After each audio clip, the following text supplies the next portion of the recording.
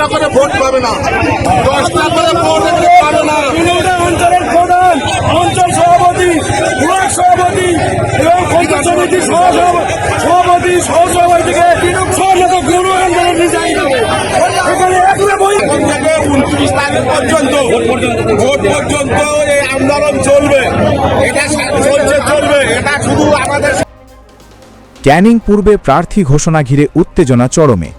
দক্ষিণ 24 পরগনার এই বিধানসভা কেন্দ্রে অল ইন্ডিয়া তৃণমূল কংগ্রেসের প্রার্থী ঘোষণা হতেই রাস্তায় নেমে বিক্ষোভে সামিল হলেন দলীয় কর্মী সমর্থকদের একাংশ। বহিরাগত প্রার্থী দেওয়ার অভিযোগ তুলে মঙ্গলবার রাতে ক্যানিং পূর্বের একাধিক এলাকায় উত্তাল পরিস্থিতি তৈরি হয়, যার জেরে সাময়িকভাবে ব্যাহত হয় জনজীবন। দলীয় সূত্রে জানা গিয়েছে 2026 সালের বিধানসভা নির্বাচনের জন্য ক্যানিং পূর্ব কেন্দ্র থেকে প্রার্থী করা হয়েছে মোহাম্মদ বাহারুল ইসলামকে। এই ঘোষণার পর থেকেই ক্ষোভ তৈরি হয় স্থানীয় নেতা শওকত মোল্লার অনুগামীদের মধ্যে। তাদের অভিযোগ, দীর্ঘদিন ধরে এলাকায় সংগঠন সামলানো শওকত মোল্লাকে উপেক্ষা করে অন্য কাউকে প্রার্থী করা হয়েছে, যা তারা মেনে নিতে পারছেন না। মঙ্গলবার রাতে সেই ক্ষোভ রাস্তায় বিস্ফোরিত হয়। শতাধিক কর্মী সমর্থক বিভিন্ন জায়গায় পথ অবরোধ করেন, টায়ার জ্বালিয়ে বিক্ষোভ দেখান। এর ফলে বেশ কিছু সময়ের জন্য যান চলাচল সম্পূর্ণভাবে থমকে যায়। বিক্ষোভকারীদের স্পষ্ট দাবি, ক্যানিং পূর্বে বহিরাগত প্রার্থী নয়, স্থানীয় মুখ হিসাবেই শওকত মোল্লাকেই প্রার্থী করতে হবে। অত্যন্ত মর্মাহত। আজকে আমরা এখন দুঃখিত, আমাদের ঘরের ছেলেকে আজকে এখান থেকে অন্য জায়গায় প্রার্থী করা হয়েছে। কিন্তু আজকে এই তৃণমূল কংগ্রেস যখন থেকে প্রতিষ্ঠা হয়েছে তখন থেকেই যিনি আমাদের অভিভাবক শওকত মোল্লা, তিনি মাথার ঘাম পায়ে ফেলে এখানে সংগঠন করেছেন। তিনি এখানে শান্তি, উন্নয়ন এবং নিরাপত্তা আছে। আমরা শওকত মোল্লাকে চাই। শওকত মোল্লা ছাড়া আমরা অন্য কাউকে চিনি না, অন্য কাউকে আমরা বুঝি না। আমাদের মূল কথা হচ্ছে শওকত মোল্লা এখানে থাক, শওকত ঘরের ছেলে ঘরে থাক, আর বহিরাগত বাইরে যাক। আমাদের এই কথা। আমাদের প্রধানমন্ত্রী মমতা বন্দ্যোপাধ্যায়কে আমরা এই কথা দাবি জানাতে চাই, অভিষেক ব্যানার্জিকে আমরা দাবি জানাতে চাই, শওকত মোল্লাকে আমরা দাবি চাই। বহিরাগতদের এই ক্যানিংপুর বিধানসভায় কোনো ঠাঁই নেই। আমরা কখনো মানব না। আমাদের প্রাণপ্রিয় বিধায়ক মাননীয় শওকত মোল্লা সাহেবের নির্দেশ অনুযায়ী আমরা চলতে চাই। আমাদের ক্যানিংপুর বিধানসভার বিধায়ক মাননীয় ঘরের ছেলে ঘরে ফিরে আসুন। অচিন্ত পাত্র। পরিস্থিতি নিয়ন্ত্রণে আনতে ঘটনাস্থলে পৌঁছন শওকত মোল্লা নিজে। তিনি কর্মী সমর্থকদের শান্ত থাকার এবং দলীয় সিদ্ধান্ত মেনে নেওয়ার বার্তা দেন, কিন্তু বিক্ষোভকারীদের একাংশ সেই আহ্বানে সাড়া দেননি এবং নিজেদের দাবিতে অনড় থাকেন। তাদের মতে, দীর্ঘদিনের সংগঠনের মুখকে উপেক্ষা করলে তার প্রভাব পড়বে ভোটের ফলাফলেও। এই ঘটনার জেরে এলাকায় উত্তেজনা ছড়িয়েছে। পরিস্থিতি সামাল দিতে মোতায়েন করা হয়েছে পুলিশ এবং গোটা ঘটনার উপর নজর রাখছে প্রশাসন। রাজনৈতিক মহলের মতে, প্রার্থী নির্বাচন ঘিরে এই ধরনের অসন্তোষ আগামী নির্বাচনের আগে দলের জন্য অস্বস্তির কারণ হয়ে উঠতে পারে। এখন নজর পরিস্থিতি কোন দিকে যায় এবং দলীয় নেতৃত্ব এই ইস্যুতে কী সিদ্ধান্ত নেয়। কৃষ্ণনগর থেকে নবদ্বীপ, ভোটের হাওয়া এখন স্পষ্ট। নদিয়ায় শুরু হয়ে গেছে রাজনৈতিক তৎপরতা। কৃষ্ণনগরে জেলা পার্টি অফিসে কর্মী বৈঠকে উপস্থিত ছিলেন মহুয়া মৈত্র। আসন্ন বিধানসভা নির্বাচনকে সামনে রেখে ব্লক স্তরের নেতৃত্ব এবং সম্ভাব্য প্রার্থীদের নিয়ে গুরুত্বপূর্ণ আলোচনা করেন তিনি। এই বৈঠকে উপস্থিত ছিলেন সোহম চক্রবর্তীও। সংগঠন মজবুত করা এবং নির্বাচনী কৌশল নির্ধারণই ছিল বৈঠকের মূল লক্ষ্য। অন্যদিকে তীর্থনগরী নবদ্বীপে প্রচারে নামল বামফ্রন্ট। প্রার্থী স্বর্ণেন্দু সিনহা প্রার্থী ঘোষণার পরই শহরাঞ্চল থেকে শুরু করেছেন প্রচার অভিযান। উল্লেখ্য, নবদ্বীপ বিধানসভা দীর্ঘদিন ধরেই অল ইন্ডিয়া তৃণমূল কংগ্রেসের শক্ত ঘাঁটি। টানা 5 বার জয় পেয়েছেন তৃণমূল প্রার্থী নন্দ সাহা। এবারেও প্রার্থী তিনি। তবে সেই ঘাঁটিতেই চ্যালেঞ্জ ছুড়ে দিতে চাইছে সিপিআইএম। হাতে গোনা কর্মী সমর্থক নিয়ে প্রচার শুরু হলেও লড়াইয়ে আত্মবিশ্বাসী সিপিআইএম প্রার্থী। সব মিলিয়ে নবদ্বীপে এবার জমতে চলেছে রাজনৈতিক লড়াই। 1977 সালে যখন বামফ্রন্ট সরকার প্রতিষ্ঠা হয়, 34 বছর আমাদের সরকারের অভিমুখ ছিল সাধারণ গরিব মানুষ। একদম প্রথমেই আমরা যে সিদ্ধান্ত গ্রহণ করেছিলাম যে অবৈতনিক শিক্ষা, আমরা ভূমি সংস্কার করেছিলাম, আমরা শ্রমজীবী মানুষের অধিকার অর্জনের প্রশ্নে আমরা বামফ্রন্ট সরকার একের পর এক গুরুত্বপূর্ণ সিদ্ধান্ত গ্রহণ করেছি। সেই জায়গায় দাঁড়িয়ে আমরা আশাবাদী যে আগামী বামফ্রন্ট সরকার যে গঠন হতে চলেছে তাদের মূল লক্ষ্য হবে, অভিমুখ হবে সাধারণ মানুষের প্রতি তাদের সমর্পণ। এবং আমাদের লক্ষ্য রাজ্যে অনেক যুবক যুবতী শিক্ষা, বেয়াল শিক্ষার পুনর্গঠন, স্বাস্থ্যের পুনর্গঠন এবং রাজ্যের যুবক যুবতীদের হাতে কাজের ব্যবস্থা করা, নারীদের সম্মান নিশ্চিত করা এবং ভাতা সঙ্গে সঙ্গে স্বনির্ভরতা আমাদের প্রধান লক্ষ্য। বিধানসভা নির্বাচনের আগে দেগঙ্গায় দেওয়াল দখলকে কেন্দ্র করে চরম উত্তেজনা। উত্তর 24 পরগনার হারোয়া বিধানসভার দেগঙ্গা বাজার এলাকায় রাজনৈতিক সংঘর্ষের আবহ স্পষ্ট। অভিযোগ প্রত্যাভিযোগে সরগরম ভারতীয় জনতা পার্টি এবং অল ইন্ডিয়া তৃণমূল কংগ্রেস। বিজেপির দাবি, নির্বাচনী প্রচারের জন্য তারা আগে থেকেই বেশ কিছু দেওয়াল দখল করে চুন কাম করে নিজেদের দলীয় লেখা দিয়েছিল। কিন্তু অভিযোগ, রাতের অন্ধকারে সেই দেওয়াল মুছে দিয়ে তৃণমূল নিজেদের দখল নেয়। অন্যদিকে তৃণমূলের পক্ষ থেকে এই অভিযোগ পুরোপুরি অস্বীকার করা হয়েছে। তাদের দাবি, বিজেপি উল্টে তাদের দখল করা দেওয়াল মুছে নিজেরা দখল করেছে। এই নিয়ে দুই পক্ষের মধ্যে চরম উত্তেজনা তৈরি হয়েছে এলাকায়। ঘটনার পর বিজেপি কর্মীরা ফের রাস্তায় নেমে তৃণমূলের লেখা মুছে আবার নিজেদের দলীয় প্রতীক ও স্লোগান লিখে দেয়। ফলে এলাকায় বাড়তে থাকে উত্তেজনা এবং পরিস্থিতি উত্তপ্ত হয়ে ওঠে।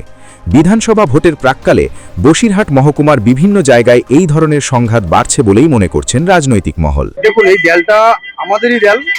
কিছুদিন আগে আমাদের দেয়াল লেখনের কাজ চলেছে। দেগঙ্গা থেকে শুরু করে আমার 4টে অঞ্চল আছে এই দেগঙ্গা মানে হারোয়া বিধানসভার মধ্যে। তো বহুত বুথে আমাদের দেওয়াল লেখনের কাজ চলেছে এবং সেই দেওয়ালে বিজেপি লেখা ছিল। আমার কাছে তথ্য প্রমাণ নিয়ে আমি আজকে যখন সকালে খবর পাচ্ছি যে এই দেয়াল ভারতীয় জনতা পার্টির দেয়াল, ওরা এসে দখল করেছে। ওরা কারা? টিএমসিরা দখল যখন করেছে আমি সঙ্গে সঙ্গে এলাম, এসে দেখলাম স্পটে যে ওরা এই কাজটা করে গেছে। তো সেই জায়গায় দাঁড়িয়ে আমি যখন আমার দেয়াল কেন দখল করলো, ওরা তো ভয় পেয়ে গেছে। তো সেই জায়গায় দাঁড়িয়ে আমাদের প্রার্থী ঘোষণা হয়েছে গতকালকে 144টা বিধানসভায়। ওরা বুঝতে পারছে যে এবারে সরকারে টিএমসি থাকবে না, তো সেই জন্য ওরা এইবারে দেয়াল দখলের লড়াই শুরু করেছে। তো এই দেয়াল দখল দিয়ে কিছু করতে পারবে না। দেয়াল চুরি করুন বলুন আর দখল করতে বলুন, ওদের তো অ্যাকচুয়ালি ওরা কাটমানি খেয়ে খেয়ে ফার্স্ট। তো সেই জায়গায় দাঁড়িয়ে এবার লাস্ট দেয়াল চুরি করার, এছাড়া ওদের উপায় নেই। আপনাদের দেয়ালটা আপনারা আবার পুনরায়? আমাদের দেয়াল আমরা আবার দখল করে নিয়েছি। কতগুলো দেয়াল আপনাদের দখল করেছে? এই মুহূর্তে দাঁড়িয়ে আপাতত 2টো দেয়াল আছে দেখতে পাচ্ছি। 2টো দেয়াল দখল করে নিয়েছে? হ্যাঁ। আপনি সেই 2টো দেয়ালকে পুনরায় আপনারা দখল করবেন? হ্যাঁ, 100 বার করবো। আপাতত এখন একটা করলাম, সামনে যাব সেটা গিয়েও করবো। বিধানসভার ভোট তো একদম ঘোষণা হয়ে গিয়েছে, আজকে শাসক দলের প্রার্থী তালিকা ঘোষণা হবে, আপনাদেরও তো প্রার্থী তালিকা একটা অংশ ঘোষণা হয়েছে। এর আগে যে এরকম একটা পরিস্থিতি, কি বলবেন? ভোট কি স্বাভাবিকভাবে হবে? দেখুন, ভোট স্বাভাবিকভাবে আমরা বিগত দিনগুলো দেখে এসেছি, স্বাভাবিকভাবে ভোট হয়নি। সেটা নির্বাচন কমিশনকে বলবো যাতে স্বাভাবিকভাবে ভোটটা করায় এবং ভারতীয় জনতা পার্টি 2026-এ 200-র অধিক আসন নিয়ে আমাদের এই রাজ্যে সরকার করবে। বিজেপি নেতা অরবিন্দ বিশ্বাস জানান, আমরাই আগে দেওয়াল দখল করেছিলাম, তৃণমূল বেআইনিভাবে তা মুছে দিয়েছে। অন্যদিকে তৃণমূল নেতা মহিদুল ইসলাম বলেন, এই অভিযোগ সম্পূর্ণ ভিত্তিহীন। বিজেপি উল্টে উত্তেজনা ছড়ানোর চেষ্টা করছে। সব মিলিয়ে ভোটের আগে দেওয়াল দখল ঘিরে দেগঙ্গায় রাজনৈতিক চাপানোতর তুঙ্গে। প্রার্থী তালিকা ঘোষণা হতেই আমডাঙ্গায় ক্ষোভে ফুঁসছে তৃণমূলের একাংশ কর্মী সমর্থক। মঙ্গলবার মমতা ব্যানার্জি অল ইন্ডিয়া তৃণমূল কংগ্রেসের প্রার্থী তালিকা প্রকাশ করেন। সেই তালিকায় নাম নেই আমডাঙ্গা বিধানসভার 3 বারের বিধায়ক রফিকুর রহমানের। এই ঘোষণার পর থেকেই এলাকায় শুরু হয় বিক্ষোভ। মঙ্গলবার রাত থেকেই আমডাঙ্গার বিভিন্ন জায়গায় রাস্তা অবরোধ করে প্রতিবাদে সামিল হন দলীয় কর্মী সমর্থকেরা। বুধবারের সকালেও সেই বিক্ষোভের রেশ কাটেনি। বুধবার সকালে সন্তোষপুর মোড় সংলগ্ন দত্তপুকুর থানা এলাকায় রাস্তা অবরোধ করে বিক্ষোভ দেখান তৃণমূল সমর্থকেরা। তাদের দাবি, দীর্ঘদিন ধরে এলাকার উন্নয়ন এবং সংগঠনের সঙ্গে যুক্ত থাকা রফিকুর রহমানকে বাদ দেওয়া তারা কোনোভাবেই মেনে নিতে পারছেন না। বিক্ষোভের জেরে কিছু সময়ের জন্য যান চলাচল ব্যাহত হয় এবং এলাকায় উত্তেজনা তৈরি হয়।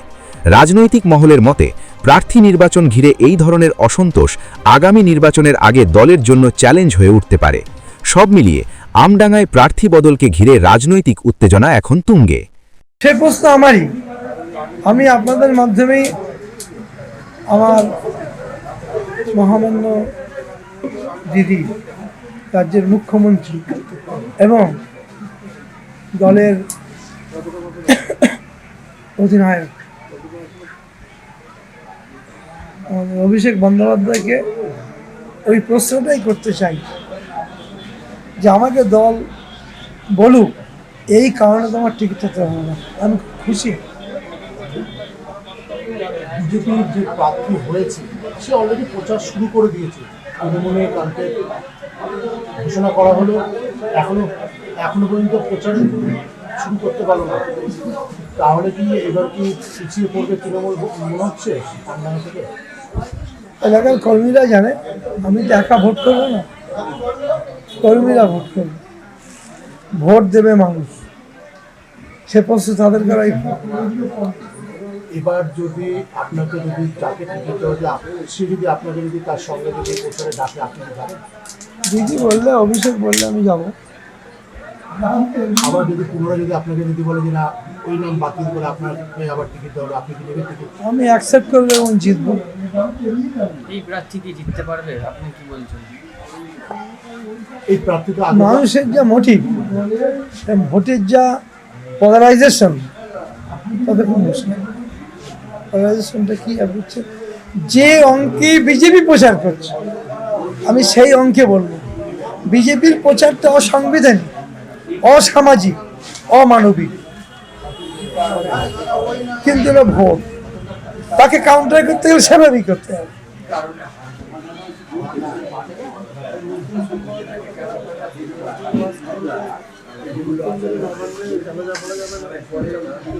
মুসলিম এলাকায় যে মুখ খুলতে পারবে না বলেছিল, যারা তৃণমূল করে তাদের জানাজা যেন কেউ না পড়ে। জানাজা জানেন তো, মৃত্যুর পর যে ডেড বডি রেখে যে নামাজটা হয়, বলে জানাজা যেন কেউ না পড়ে, তাহলে সে আর বেহেশতে যেতে পারবে না। কে বলেছিলেন?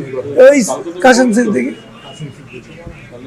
যে কাসেম সিদ্দিকী এই কথা বলেছে, কিছুদিন আগে দেখা গেছে যে কাসেম সিদ্দিকী মমতা বন্দ্যোপাধ্যায়ের নামে অনেক কথা বলেছে।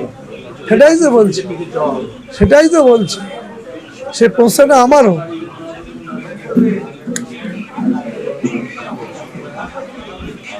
সে প্রশ্নটা আমারও। কতটা কষ্ট হচ্ছে আপনার? আমার কোনো কষ্ট নেই। দিদি আমার 3 বার বিধায়ক করেছে। আমি মেন্টালি খুব স্যাটিসফাইড। কেন জানেন? হ্যাঁ, সারা বাংলার যারা প্রগতিশীল মানুষ, যারা রাজনীতি করে, সমাজের খোঁজ খবর রাখে, তাদের কাছে আমার একটা সুনাম আছে যে তৃণমূলের অন্যতম সৎ বিধায়ক।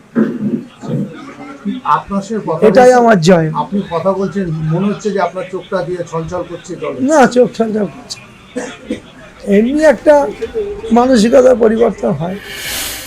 ধূপগুড়িতে পোস্টার ঘিরে রাজনৈতিক উত্তেজনা তুঙ্গে।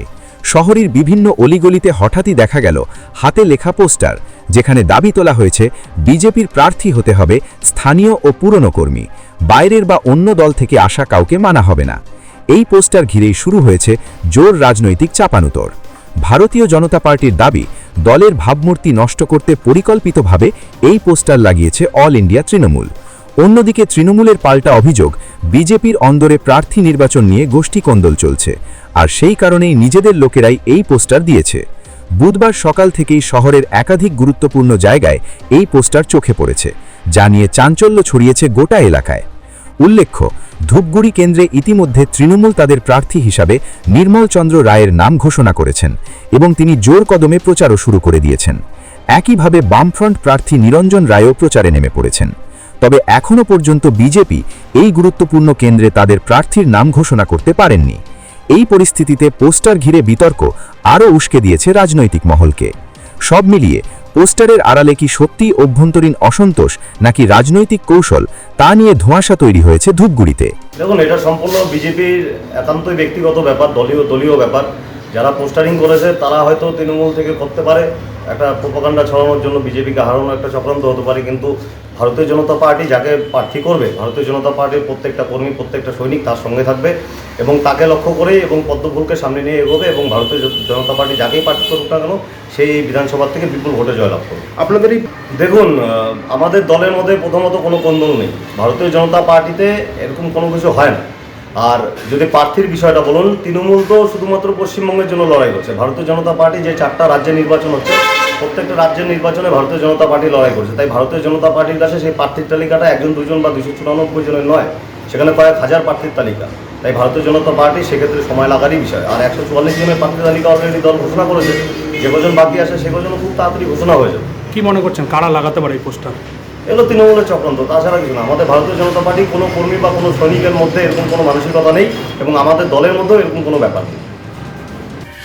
ওন্দা বিধানসভায় ফের সামনে এলো বহিরাগত বনাম ভূমিপুত্র ইস্যু।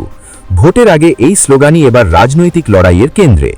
বাঁকুড়ার ওন্দায় প্রার্থী ঘোষণা হতেই শুরু হয়েছে তর্ক বিতর্ক।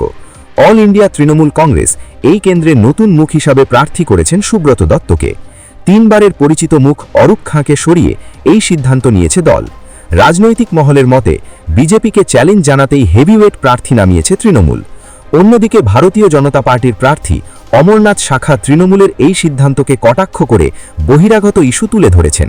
তার দাবি, ওন্দার মাটিতে বাইরের প্রার্থীকে চাপিয়ে দেওয়া হয়েছে। তবে এই অভিযোগে চুপ থাকেননি তৃণমূল প্রার্থী সুব্রত দত্ত। তিনি পাল্টা বিজেপিকেই খোঁচা দিয়ে বলেন, উন্নয়ন আর কাজই হবে আসল ইস্যু, বহিরাগত তত্ত্ব নয়। কারণ তৃণমূল কংগ্রেসের দলটাই হচ্ছে বহিরাগত দল। আজকে কীর্তি আজাদ, সত্যগুণ সিনহা, এই ধরনের যে লোকরা আছে, আর ইনি তো ইনার কথা কি বলবো, ইনার সম্বন্ধে যত কম কথা বলা যায়। পাত্র সাহেব যদি আপনাদের আত্মীয় স্বজন পরিজন জানে তাহলে ইনার ক্যালেন্ডারটা আপনারা জানতে পারবেন। আমাদের মানে সৌভাগ্য, তৃণমূল কংগ্রেসের দুর্ভাগ্য। আজ বিগত 10 বছর 15 বছর ধরে তারা ওন্দার বুকে কোনো ভূমিপত্র খুঁজে পেল না, তাই বহিরাগতকে এনে একজন প্রার্থী করেছে। এটাই তৃণমূল। উল্লেখ্য, 2021 সালের নির্বাচনে এই কেন্দ্র দখল করে বিজেপি। তার আগে টানা 2 বার জিতেছিল তৃণমূল। ফলে এবারের লড়াইয়ে এই কেন্দ্রকে অত্যন্ত গুরুত্বপূর্ণ বলেই মনে করছে রাজনৈতিক মহল। এখন দেখার ওন্দার মানুষ ভোটে বহিরাগত ইস্যুকে কতটা গুরুত্ব দেন নাকি উন্নয়নই হয়ে ওঠে মূল নির্ণায়ক। ব্যুরো রিপোর্ট, আর প্লাস নিউজ।